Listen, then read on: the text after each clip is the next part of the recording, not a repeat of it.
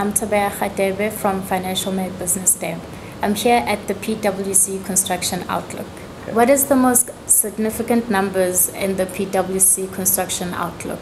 I suppose we're quite pleased to see revenue picking up and the net margin increasing for the first time in 5 years.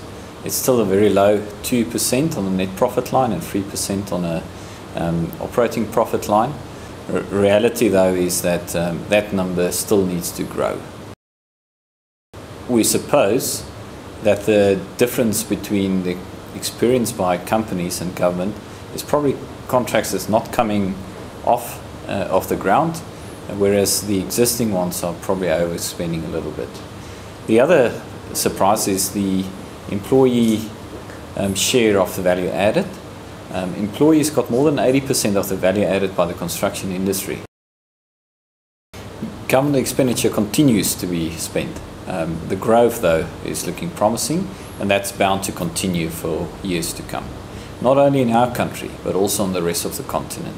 Can you tell us about risk in the construction industry? Project risk is, I think, a culmination of a number of other subsidiary risks. What we see as emerging risks are, as our companies move into new territories with Africa expansion, there's a number of risks associated with the territories in which they're targeting, which they need to consider on a proactive basis.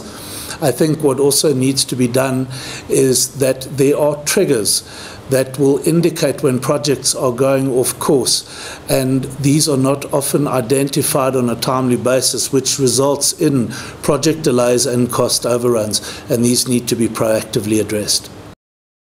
The success factor here is dealing with risk on a proactive as opposed to a reactive basis. I think what we've seen in the past is that the industry has had to react to a number of issues arising, both internal and external factors in the industry, and through a robust process of risk identification, and this is specifically not only at a strategic level but more at a project level. If these are identified upfront, they can be considered, and a risk response or risk strategy can be formulated on a proactive basis. We use public available information sources, mainly the top 10 listed companies on the JSE in the construction sector, and Stats SA information that provides fairly useful information on the construction industry, although that's outdated to some extent.